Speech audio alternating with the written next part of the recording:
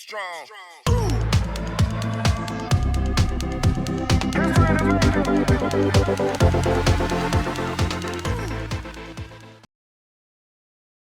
This is the story of a man named Stanley. Stanley worked for a company in a big building where he was employee number 427. Employee number 427's job was simple. He sat at his desk in room 427 and he pushed buttons on a keyboard. Orders came to him through a monitor on his desk, telling him what buttons to push, how long to push them, and in what order. This is what employee 427 did every day of every month of every year. And although others might have considered it soul-rending, Stanley relished every moment that the orders came in, as though he had been made exactly for this job. And Stanley was happy. And then one day, something very peculiar happened. Something that would forever change Stanley. Something he would never quite forget. He had been at his desk for nearly an hour when he realized that not one single order had arrived on the monitor for him to follow. No one had showed up to give him instructions, call a meeting, or even say hi.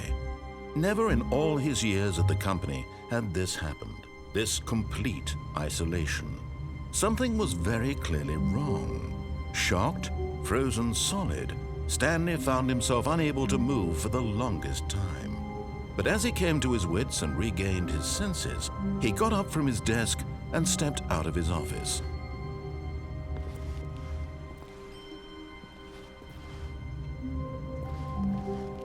All of his co-workers were gone. What could it mean? Stanley decided to go to the meeting room. Perhaps he had simply missed a memo.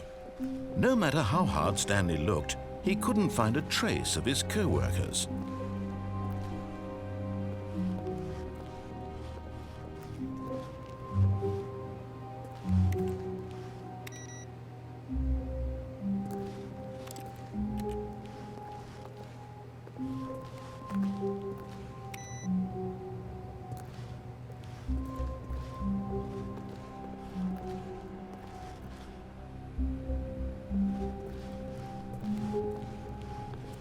When Stanley came to a set of 2 open doors, he entered the door on his left. This was not the correct way to the meeting room, and Stanley knew it perfectly well. Perhaps he wanted to stop by the employee lounge first, just to admire it.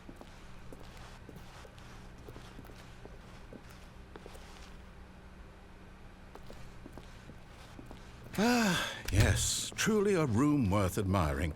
It had really been worth the detour after all, just to spend a few moments here in this immaculate, beautifully constructed room. Stanley simply stood here, drinking it all in.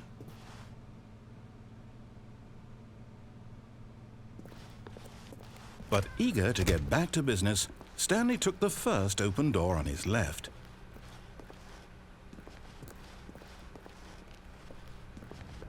Stanley was so bad at following directions, it's incredible he wasn't fired years ago.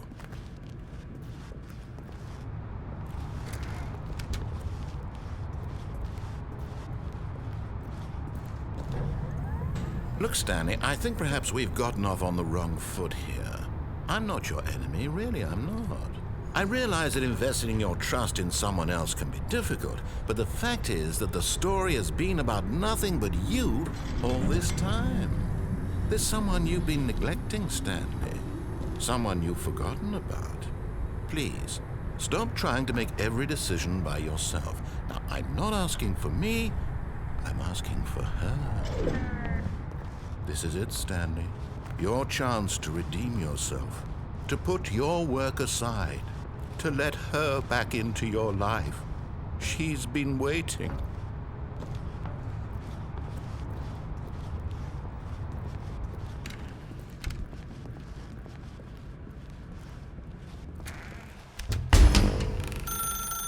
That's her, Stanley. You need to be the one to do this, to reach out to her. If you can truly place your faith in another, then pick up the phone.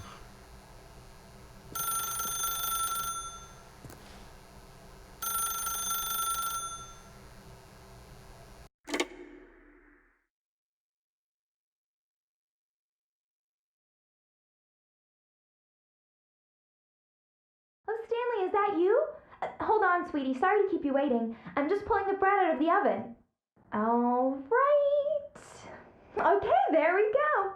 All right, now, I want you to come in and tell me all about your day.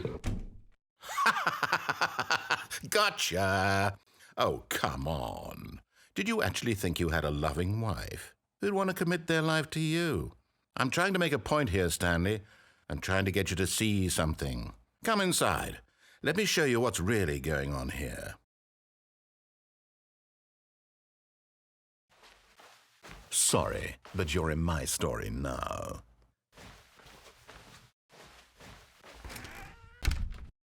This is a very sad story about the death of a man named Stanley. Stanley is quite a boring fellow. He has a job that demands nothing of him, and every button that he pushes is a reminder of the inconsequential nature of his existence. Look at him there, pushing buttons, doing exactly what he's told to do. Now he's pushing a button. Now he's eating lunch. Now he's going home. Now he's coming back to work. One might even feel sorry for him, except that he's chosen this life.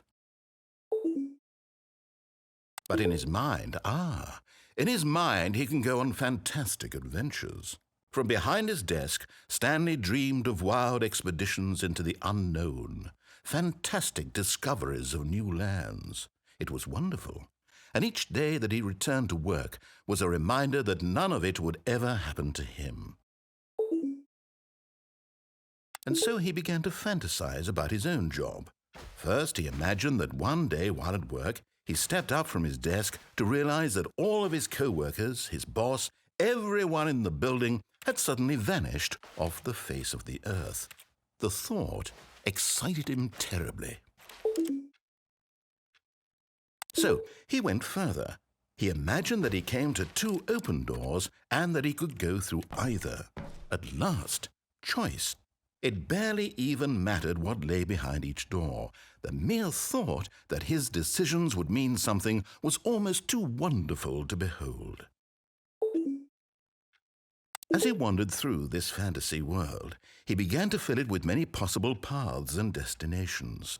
Down one path lay an enormous round room with monitors and mind controls. And down another was a yellow line that weaved in many directions. And down another was a game with a baby. And he called it the Stanley Parable. It was such a wonderful fantasy, and so in his head he relived it again, and then again, and again, over and over, wishing beyond hope that it would never end, that he might always feel this free. Surely there's an answer down some new path, mustn't there be? Perhaps if he played just one more time. But there is no answer. How could there possibly be? In reality, all he's doing is pushing the same buttons he always has. Nothing has changed. The longer he spends here, the more invested he gets, the more he forgets which life is the real one. And I'm trying to tell him this, that in this world he can never be anything but an observer, that as long as he remains here, he's slowly killing himself. But he won't listen to me. He won't stop. Here.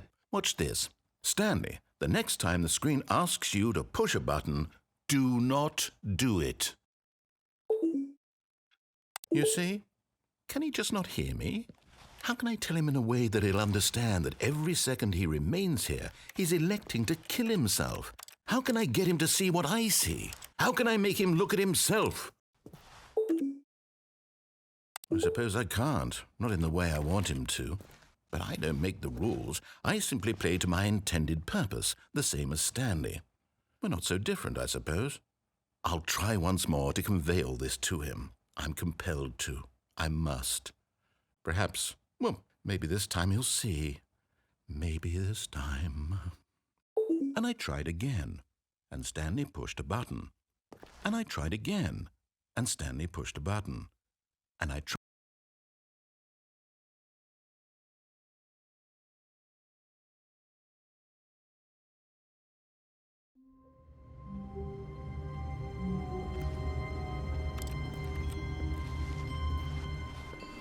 All of his co-workers were gone.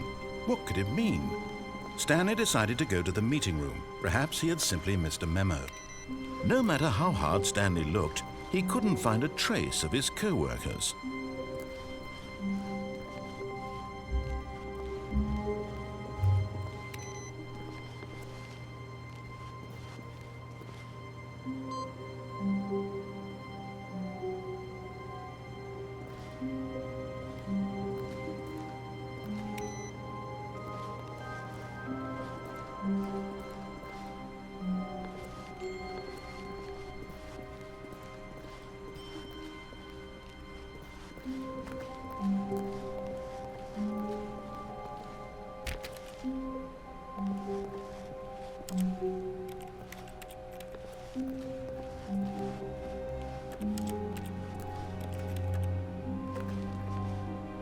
When Stanley came to a set of 2 open doors, he entered the door on his left.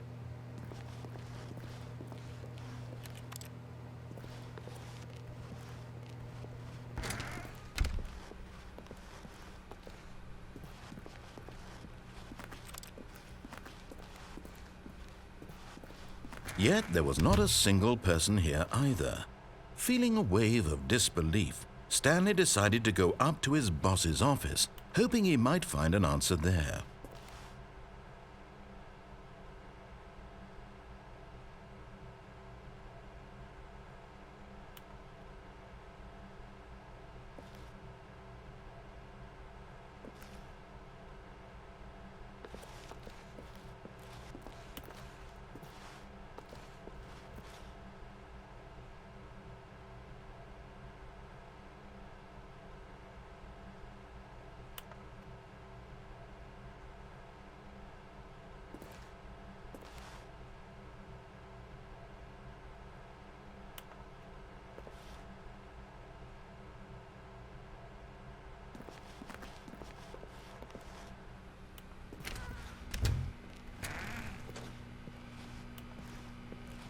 Stanley stepped into the broom closet, but there was nothing here, so he turned around and got back on track.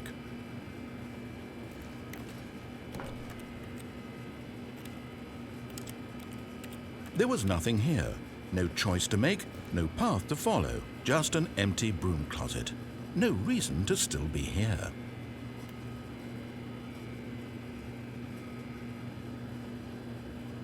It was baffling that Stanley was still just sitting in the broom closet. He wasn't even doing anything.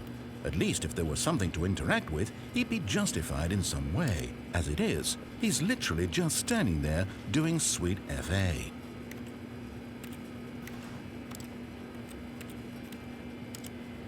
Are you really still in the broom closet? Standing around doing nothing? Why? Please offer me some explanation here. I'm genuinely confused.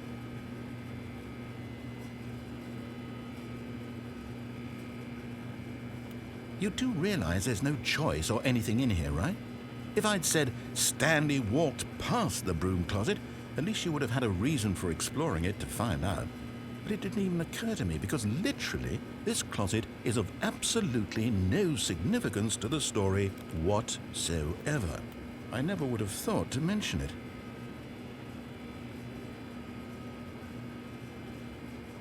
Maybe to you this is somehow its own branching path. Maybe when you go talk about this with your friends, you'll say, "Oh, did you get the broom closet ending? The broom closet ending was my favorite." I hope your friends find this concerning.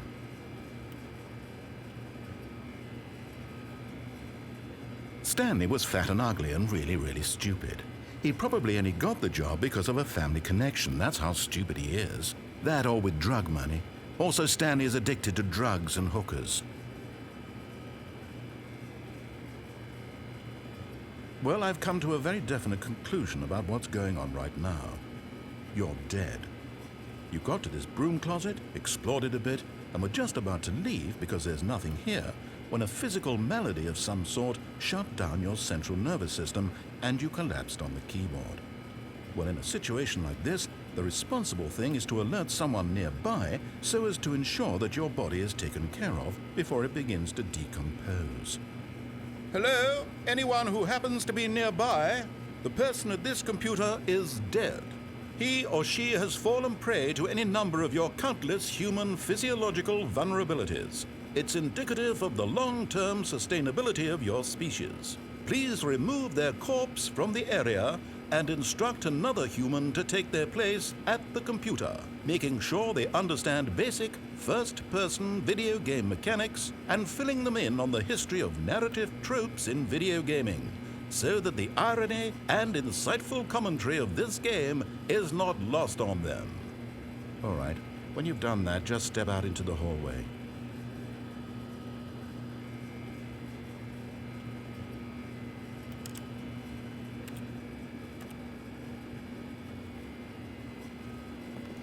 Ah, second player. It's good to have you on board. I guarantee you can't do any worse than the person who came before you. Coming to a staircase, Stanley walked upstairs to his boss's office.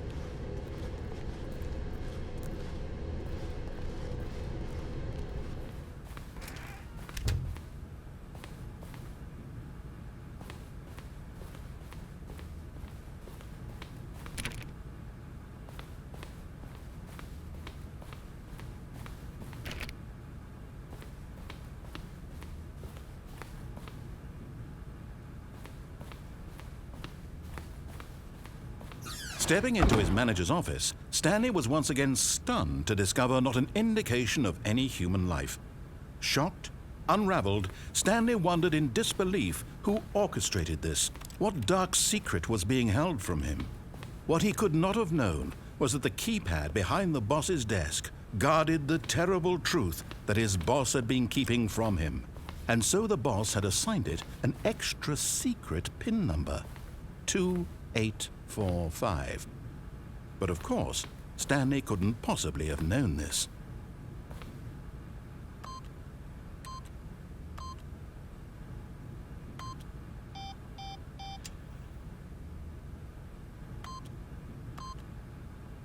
Stanley just sat around twiddling his thumb. Stanley simply began entering random codes into the keypad, knowing full well the sheer statistical unlikelihood that this would ever result in a correct combination. If he knew that the combo was 2845, it would be another story entirely. But no, 2845.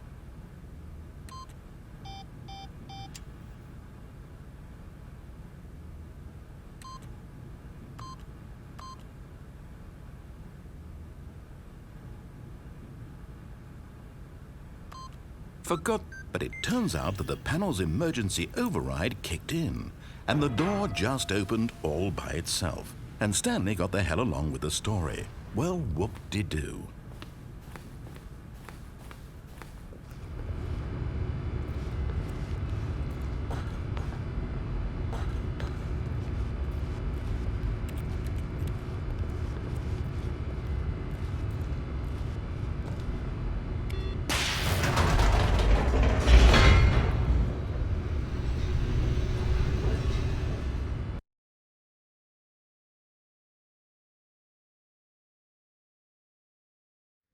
Descending deeper into the building, Stanley realized he felt a bit peculiar. It was a stirring of emotion in his chest, as though he felt more free to think for himself, to question the nature of his job. Why did he feel this now, when for years it had never occurred to him? This question would not go unanswered for long.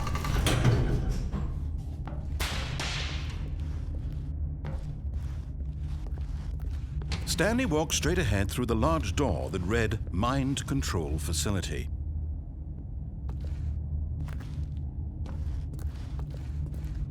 Although this passageway had the word Escape written on it, the truth was that at the end of this hall, Stanley would meet his violent death. The door behind him was not shut. Stanley still had every opportunity to turn around and get back on track. At this point, Stanley was making a conscious, concerted effort to walk forward and willingly confront his death.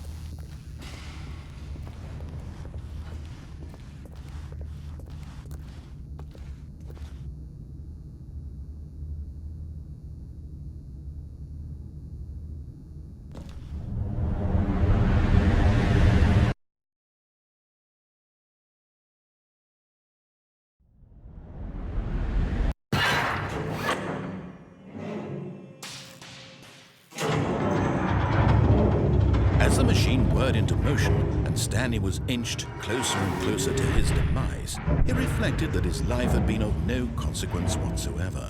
Stanley can't see the bigger picture. He doesn't know the real story, trapped forever in his narrow vision of what this world is. Perhaps his death was of no great loss, like plucking the eyeballs from a blind man. So he resigned and willingly accepted this violent end to his brief and shallow life. Farewell, Stanley.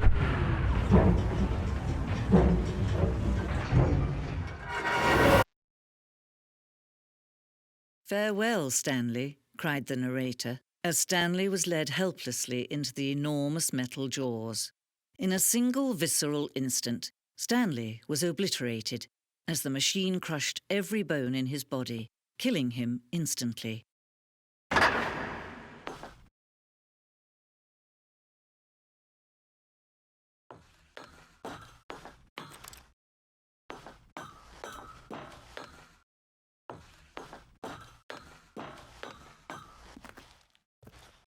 And yet it would be just a few minutes before Stanley would restart the game, back in his office, as alive as ever.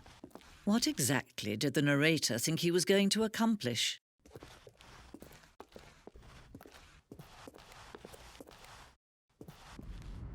When every path you can walk has been created for you long in advance, death becomes meaningless, making life the same. Do you see now? Do you see that Stanley was already dead from the moment he hit start?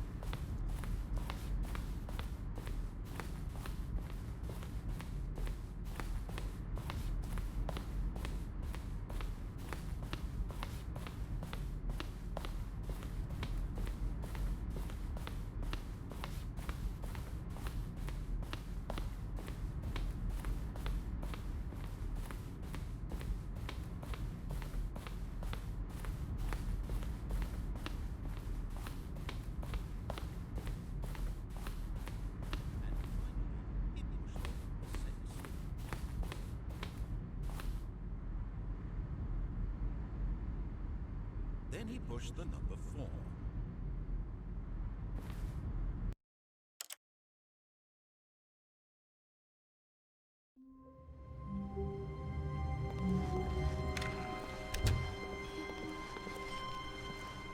When Stanley came to a set of 2 open doors, he entered the door on his left.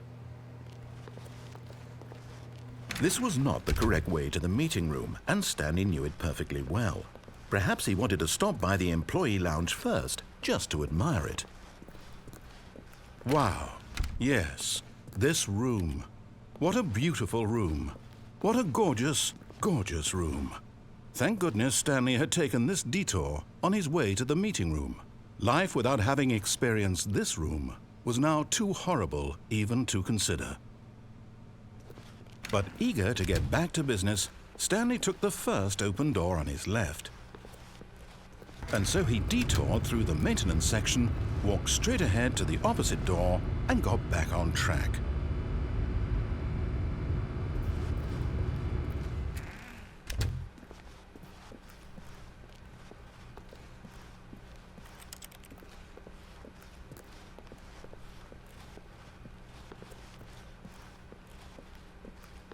Yet there was not a single person here either. Feeling a wave of disbelief, Stanley decided to go up to his boss's office, hoping he might find an answer there.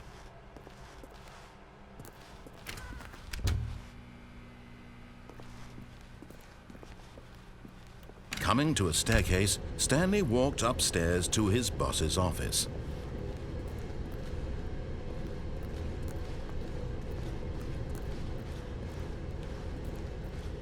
But Stanley just couldn't do it. He considered the possibility of facing his boss, admitting he had left his post during work hours. He might be fired for that. And in such a competitive economy, why had he taken that risk? All because he believed everyone had vanished? His boss would think he was crazy. And then something occurred to Stanley. Maybe, he thought to himself, maybe I am crazy. All of my co-workers blinking mysteriously out of existence in a single moment for no reason at all? None of it made any logical sense. And as Stanley pondered this, he began to make other strange observations. For example, why couldn't he see his feet when he looked down? Why did doors close automatically behind him wherever he went? And for that matter, these rooms were starting to look pretty familiar. Were they simply repeating? No, Stanley said to himself, this is all too strange. This can't be real. And at last, he came to the conclusion that had been on the tip of his tongue. He just hadn't found the words for it. "I'm dreaming!" he yelled. "This is all a dream." Oh, what a relief Stanley felt to have finally found an answer, an explanation. His co-workers weren't actually gone. He wasn't going to lose his job. He wasn't crazy after all. And he thought to himself, I suppose I'll wake up soon. I'll have to go back to my boring real-life job pushing buttons. I may as well enjoy this while I'm still lucid. So he imagined himself flying and began to gently float above the ground. Then he imagined himself soaring through space on a magical starfield, and it too appeared. It was so much fun, and Stanley marveled that he had still not woken up. How was he remaining so lucid? And then perhaps the strangest question of them all entered Stanley's head. One he was amazed he hadn't asked himself sooner. Why is there a voice in my head dictating everything that I'm doing and thinking? Now the voice was describing itself being considered by Stanley, who found it particularly strange. I'm dreaming about a voice describing me, thinking about how it's describing my thoughts, he thought. And while he thought it all very odd and wondered if this voice spoke to all people in their dreams, the truth was that, of course, this was not a dream. How could it be? Was Stanley simply deceiving himself, believing that if he's asleep, he doesn't have to take responsibility for himself? Stanley is as awake right now as he's ever been in his life. Now, hearing the voice speak these words was quite a shock to Stanley. After all, he knew for certain, beyond a doubt, that this was in fact a dream. Did the voice not see him float and make the magical stars just a moment ago? How else would the voice explain all that? This voice was a part of himself too. Surely, if he could just... He would prove it. He would prove that he was in control, that this was a dream. So he closed his eyes gently, and he invited himself to wake up. He felt the cool weight of the blanket on his skin, the press of the mattress on his back, the fresh air of a world outside this one. Let me wake up, he thought to himself. I'm through with this dream. I wish it to be over. Let me go back to my job. Let me continue pushing the buttons. Please, it's all I want. I want my apartment and my wife and my job. All I want is my life exactly the way it's always been. My life is normal. I am normal. Everything will be fine. I am okay.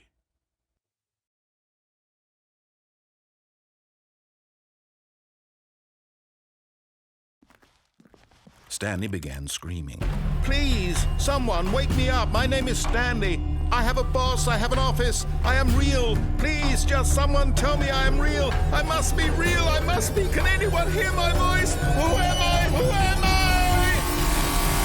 And everything went black.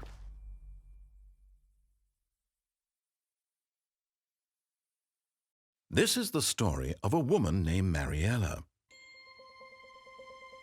Mariella woke up on a day like any other. She arose, got dressed, gathered her belongings, and walked to her place of work. But on this particular day, her walk was interrupted by the body of a man who had stumbled through town talking and screaming to himself, and then collapsed dead on the sidewalk. And although she would soon turn to go call for an ambulance, for just a few brief moments she considered the strange man. He was obviously crazy, this much she knew. Everyone knows what crazy people look like.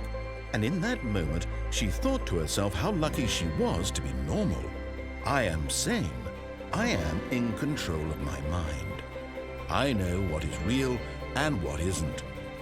It was comforting to think this, and in a certain way, seeing this man made her feel better. But then she remembered the meeting she had scheduled for that day, the very important people whose impressions of her would affect her career, and by extension, the rest of her life.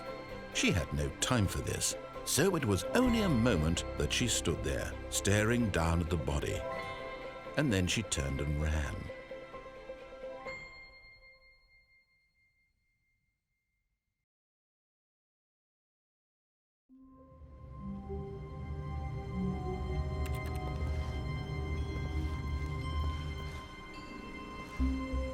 All of his co-workers were gone. What could it mean? Stanley decided to go to the meeting room. Perhaps he had simply missed a memo.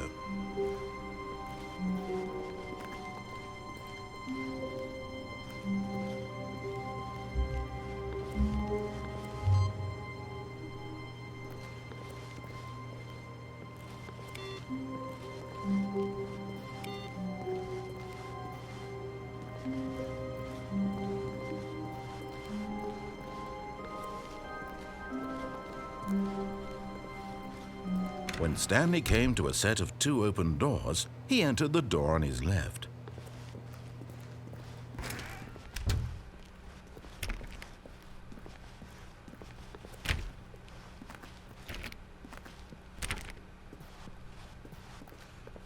Yet there was not a single person here either. Feeling a wave of disbelief, Stanley decided to go up to his boss's office, hoping he might find an answer there.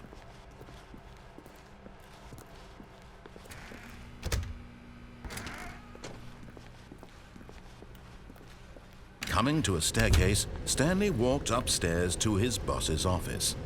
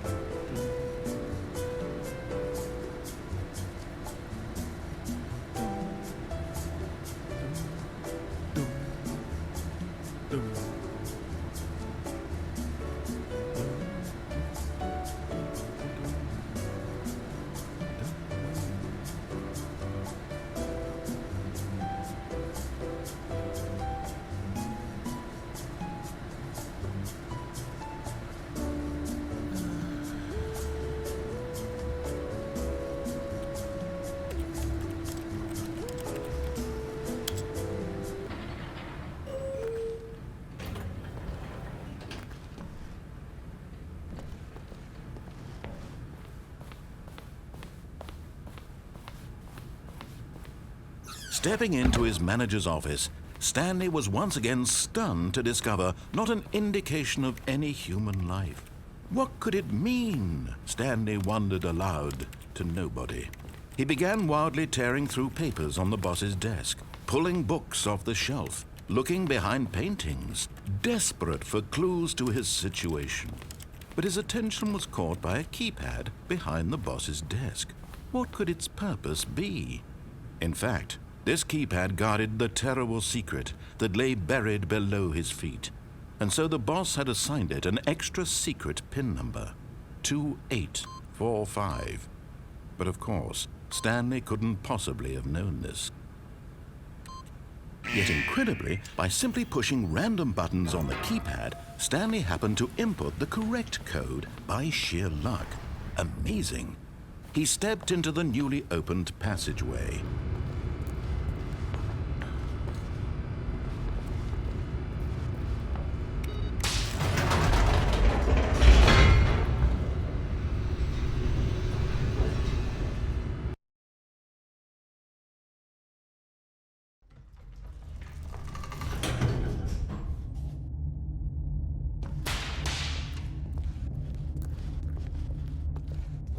Stanley walked straight ahead through the large door that read Mind Control Facility.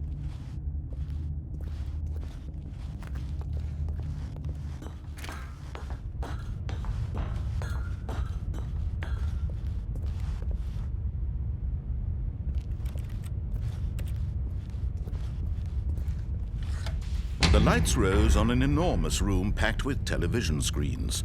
What horrible secret did this place hold? Stanley thought to himself. Did he have the strength to find out?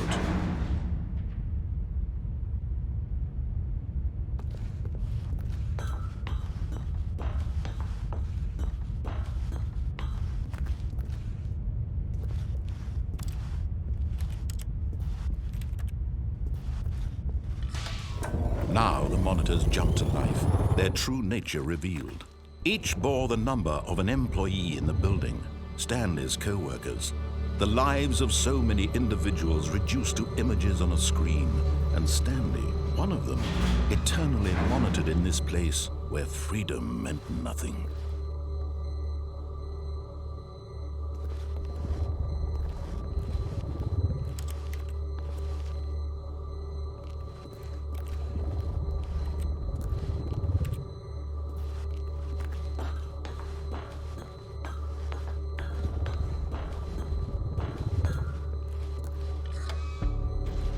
This mind control facility, it was too horrible to believe. It couldn't be true. Had Stanley really been under someone's control all this time? Was this the only reason he was happy with his boring job? That his emotions had been manipulated to accept it blindly? No, he refused to believe it. He couldn't accept it. His own life in someone else's control? Never! It was unthinkable, wasn't it? Was it even possible?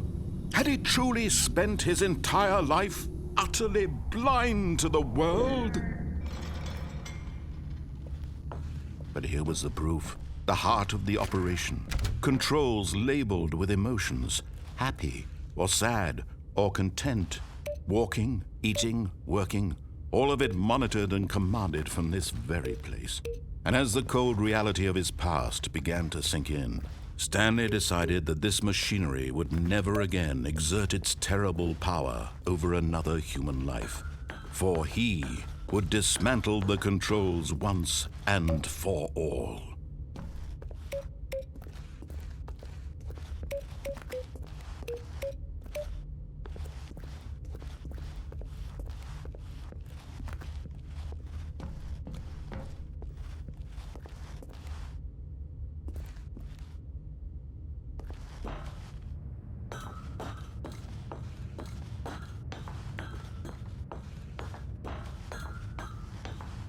And when at last he found the source of the room's power, he knew it was his duty, his obligation, to put an end to this horrible place and to everything it stood for.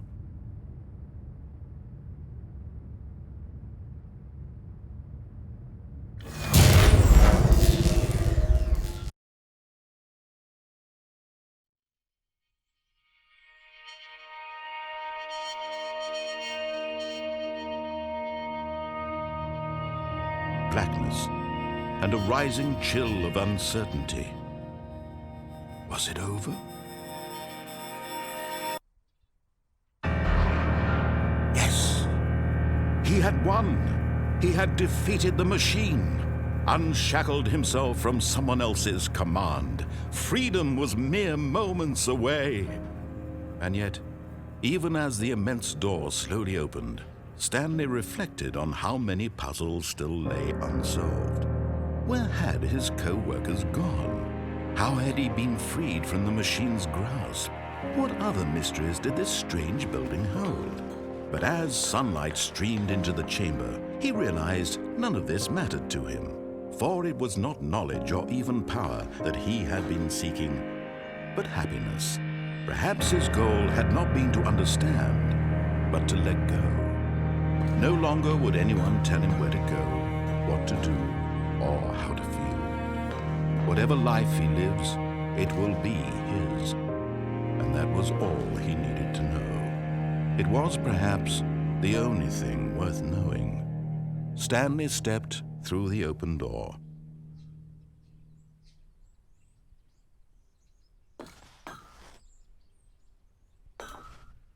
Stanley felt the cool breeze upon his skin, the feeling of liberation, the immense possibility of the new path before him. This was exactly the way, right now, that things were meant to happen.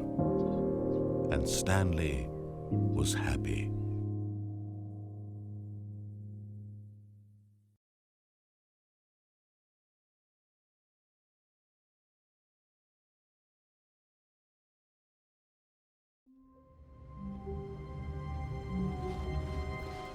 All of his co-workers were...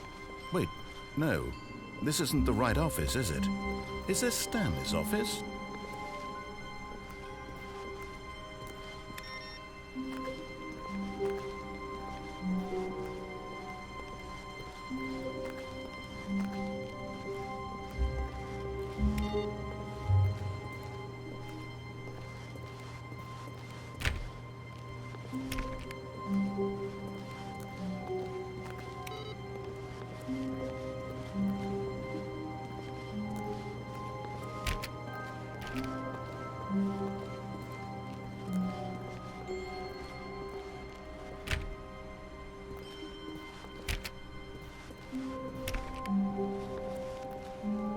When Stanley came to a set of 2 open doors, he entered the door on his left.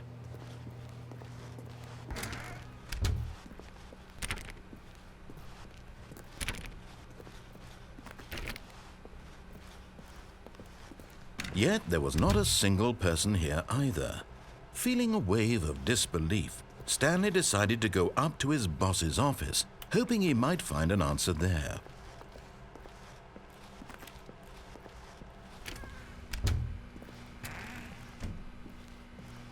Oh, no, no, not again. I won't be part of this. I'm not going to encourage you. I'm not going to say anything at all.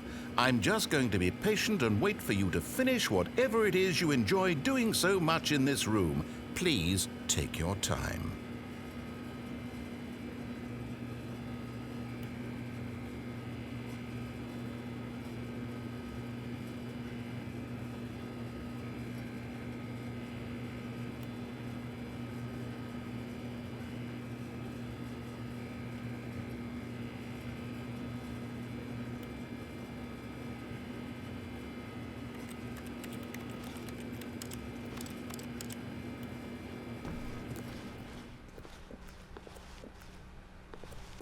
Coming to a staircase, Stanley walked upstairs to his boss's office.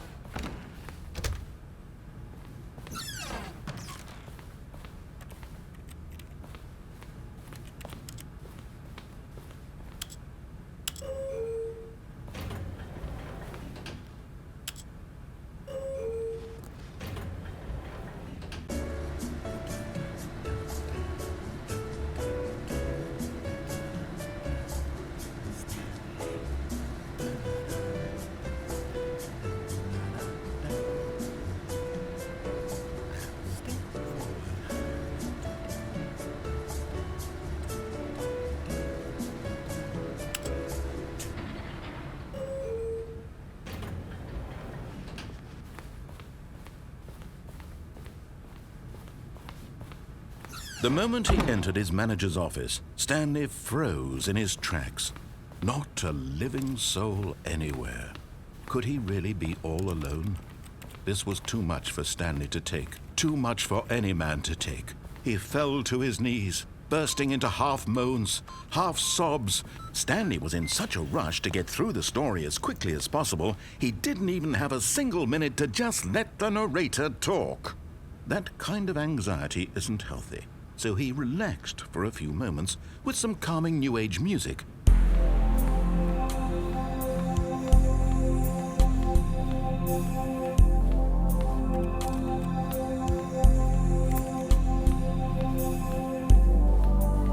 Feeling soothed and rejuvenated, Stanley calmly walked forward into the opened passageway.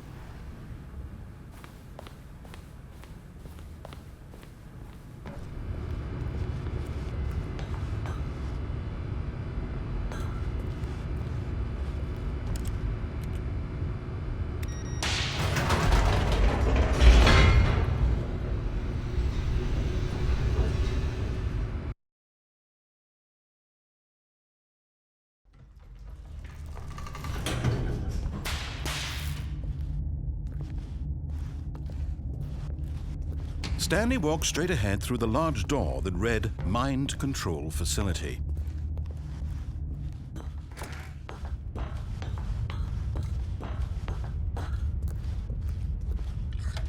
The lights rose on an enormous room packed with television screens.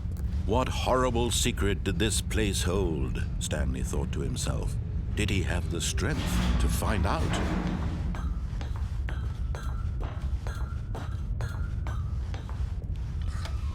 Now the monitors jumped to life, their true nature revealed. Each bore the number of an employee in the building, Stanley's co-workers.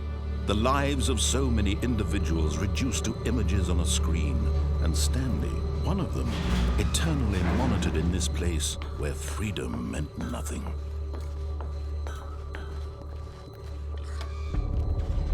This mind control facility, it was too horrible to believe. It couldn't be true. Had Stanley really been under someone's control all this time? Was this the only reason he was happy with his boring job? That his emotions had been manipulated to accept it blindly? No, he refused to believe it. He couldn't accept it. His own life in someone else's control? Never! It was unthinkable, wasn't it? Was it even possible? Had he truly spent his entire life utterly blind to the world? But here was the proof, the heart of the operation. Controls labeled with emotions, happy or sad or content. Walking, eating, working, all of it monitored and commanded from this very place. And as the cold reality of his past began to sink in, Stanley decided that this machinery would never again exert its terrible power over another human life. For he would dismantle the controls once and for all.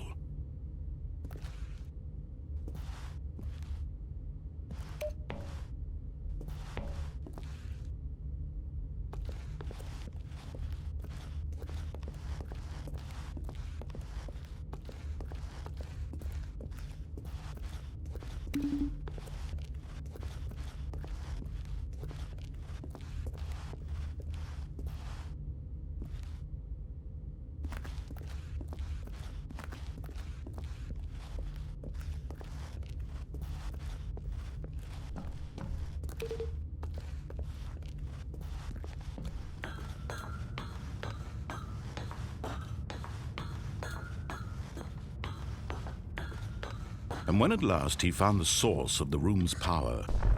Oh, Stanley, you didn't just activate the controls, did you? After they kept you enslaved all these years, you go and you try to take control of the machine for yourself. Is that what you wanted? Control? Oh, Stanley, I applaud your effort, I really do. But you need to understand, there's only so much that machine can do. You were supposed to let it go, turn the controls off, and leave. If you want to throw my story off track, you're going to have to do much better than that. I'm afraid you don't have nearly the power you think you do. For example, and I believe you'll find this pertinent, Stanley suddenly realized he had just initiated the network's emergency detonation system. In the event that this machine is activated without proper DNA identification, nuclear detonators are said to explode, eliminating the entire complex. How long until detonation then? Let's say, 2 minutes. Now this is making things a little more fun, isn't it, Stanley? It's your time to shine. You are the star. It's your story now. Shape it to your heart's desires. Oh, this is much better than what I had in mind. What a shame we have so little time left to enjoy it. Mere moments until the bomb goes off. But what precious moments each one of them is. More time to talk about you, about me, where we're going, what all this means. I barely know where to start. What's that? You'd like to know where your co-workers are? A moment of solace before you're obliterated? All right, I'm in a good mood. You're gonna die anyway. I'll tell you exactly what happened to them. I erased them. I turned off the machine. I set you free. Of course, that was merely in this instance of the story. Sometimes when I tell it, I simply let you sit there in your office forever, pushing buttons endlessly and then dying alone. Other times, I let the office sink into the ground, swallowing everyone inside, or I let it burn to a crisp. I have to say this, though, this version of events has been rather amusing. Watching you try to make sense of everything and take back the control wrested away from you, it's quite rich. I almost hate to see it go. But I'm sure whatever I come up with on the next go-around will be even better. My goodness, only 34 seconds left. But I'm enjoying this so much. You know what? To hell with it. I'm going to put some extra time on the clock. Why not? These are precious additional seconds, Stanley. Time doesn't grow on trees. Oh dear me, what's the matter, Stanley? Is it that you have no idea where you're going or what you're supposed to be doing right now? Or did you just assume when you saw that timer that something in this room was capable of turning it off? I mean, look at you. Running from button to button, screen to screen, clicking on every little thing in this room. These numbered buttons, no, these colored ones. Or maybe this big red button, or this door. Everything, anything, something here will save me. Why would you think that, Stanley? That this video game can be beaten? Won? Solved? Do you have any idea what your purpose in this place is? Stanley, you're in for quite a disappointment. But here's a spoiler for you. That timer isn't a catalyst to keep the action moving along. It's just seconds ticking away to your death. You're only still playing instead of watching a cutscene because I want to watch you for every moment that you're powerless. To see you made humble. This is not a challenge. It's a tragedy. You wanted to control this world, that's fine. But I'm going to destroy it first, so you can't. Take a look at the clock, Stanley. That's 30 seconds you have left to struggle. 30 seconds until a big boom and then nothing. No ending here, just you being blown to pieces. Will you cling desperately to your frail life, or will you let it go peacefully? Another choice. Make it count. Or don't. It's all the same to me, all a part of the joke. And believe me, I will be laughing at every second of your inevitable life from the moment we fade in until the moment I say, happily ever after.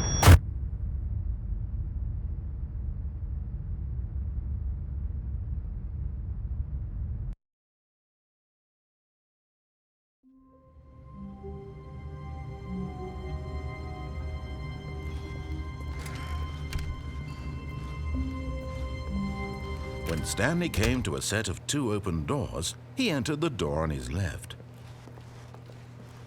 This was not the correct way to the meeting room, and Stanley knew it perfectly well.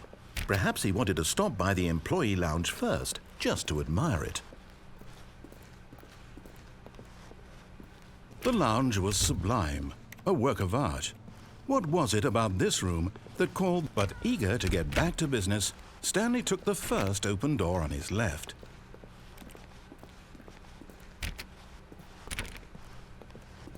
Stanley was so bad at following directions, it's incredible he wasn't fired years ago.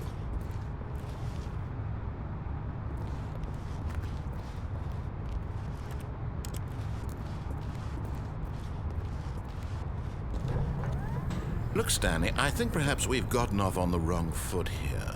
I'm not your enemy, really, I'm not. I realize that investing your trust in someone else can be difficult, but the fact is that the story has been about nothing but you all this time. There's someone you've been neglecting, Stanley. Someone you What? Really? I was in the middle of something. Do you have zero consideration for others? Are you that convinced that I want something bad to happen to you? Why, I don't know how to convince you of this, but I really do want to help you, to show you something beautiful. Look, let me prove it. Let me prove that I'm on your side. Give me a chance. Now listen carefully, this is important. Stanley walked through the red door.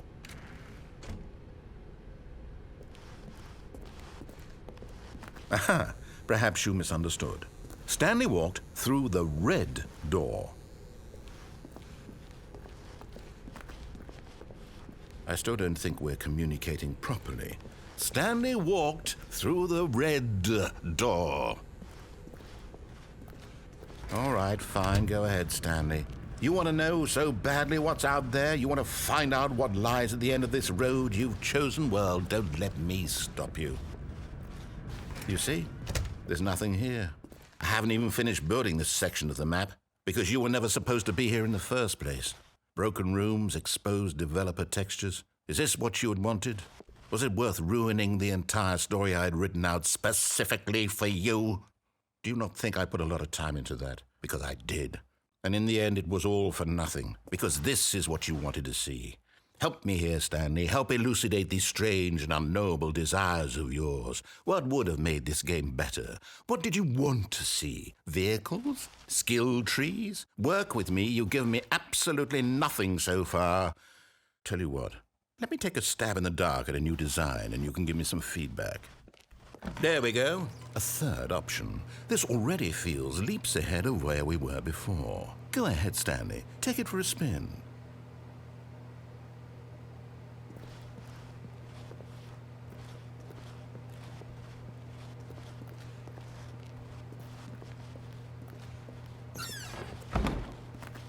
Okay, I'm going to stop you there. Now, tell me about your experience with this new version. Would you say that the game benefited from allowing you more choices? Feel free to be honest. I'm looking for some real critical feedback here. Aha! You see, I knew I was onto something. Where do these flashes of inspiration come from? How did I know the game needed a third door? Well, it's instinct mostly, a calling in your gut. I really couldn't say where the idea came from, except that I felt it in my soul. You can't teach that, Stanley. Don't even try. Here, based on the data from your previous playthrough, I've compiled a new version. And to be perfectly candid, I think I've knocked it out of the park with this one. Let's take a look.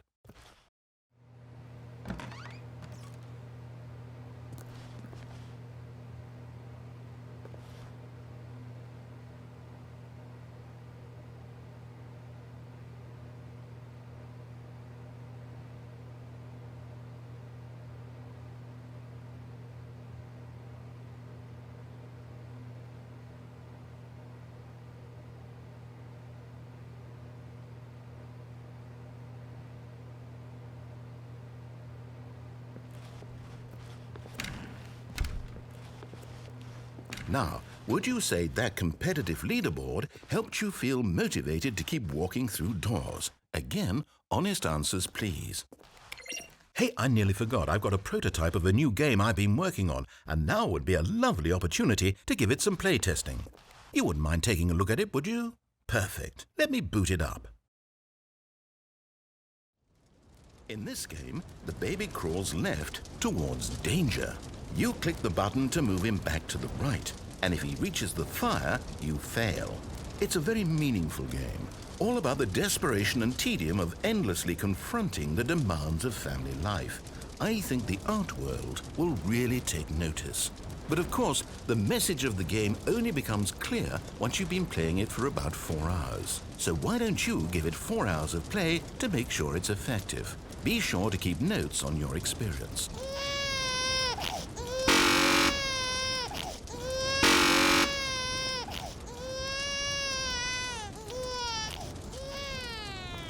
You heartless bastard. Did you do it because you hate babies or purely to spite me? Because if it's the latter, well, I don't know what to do. I'm completely out of ideas. I can't think of a single thing that might improve the experience for me. I'm not even going to try. I'm out, I'm done. It's over. Thank you for playing. Your input was extremely valuable. Oh, hey, since my game was so awful, why don't we play someone else's game, just to ease the pain? Let's see. What do we have here? Yes, this seems like it'll work. Let's give it a shot.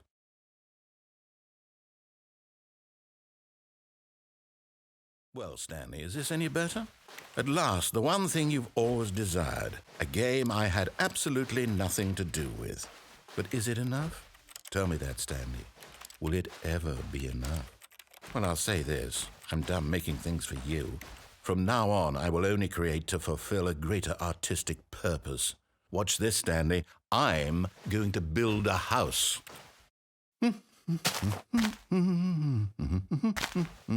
This will go here, no, here, and then...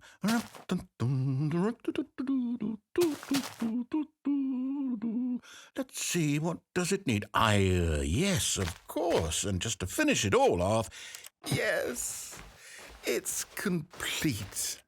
I made this, Stanley. Look at it. Gaze upon my work of art and feel ashamed at your own inadequacy. But you've only seen it from the outside. You've only gotten half the experience. Please, step inside and make yourself comfortable. Isn't it grand? Isn't it perfect? It could only be better if... Wait, that's it. We must rebuild it out of diamond. Diamond everything. Yes. Come along, Stanley. We have to go mining.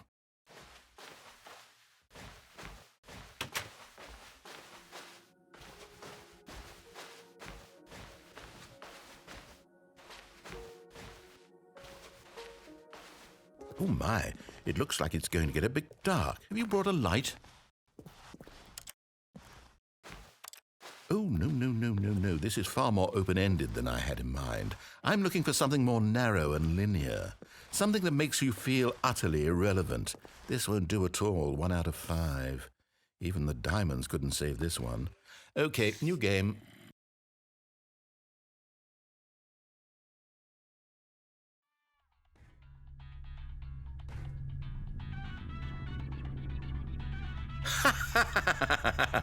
Yes! I don't even know what this game is, but I love it. You, trapped in a glass box with no way out, listening to me talk. Oh, it's inspired. I couldn't have done it any better myself. What is this game even supposed to be? I can't figure it out. Okay, now I'm curious. Let's go find out what the hell this is.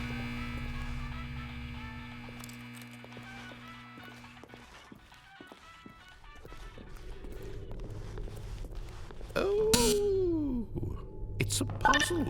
Critical thinking, Stanley. Your forte.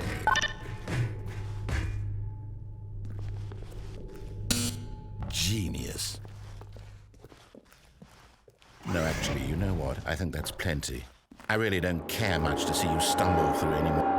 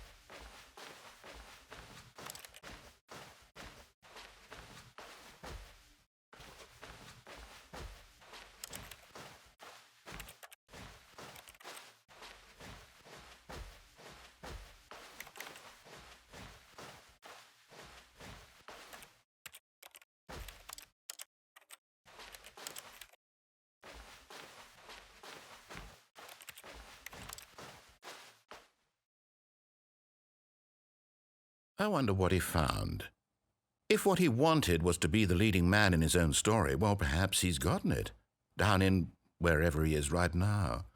I wonder if he's happy with his choice, and if he's learned the heavy cost that comes with it. He'll understand soon what I was trying to tell him. He needs me. Someone who will wrap everything up at the end, to make sense out of the chaos and the fear and the confusion. That's who I am. That is what I mean to this world.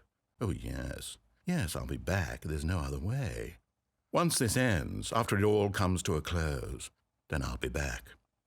The end will be here soon. Very soon. I can wait.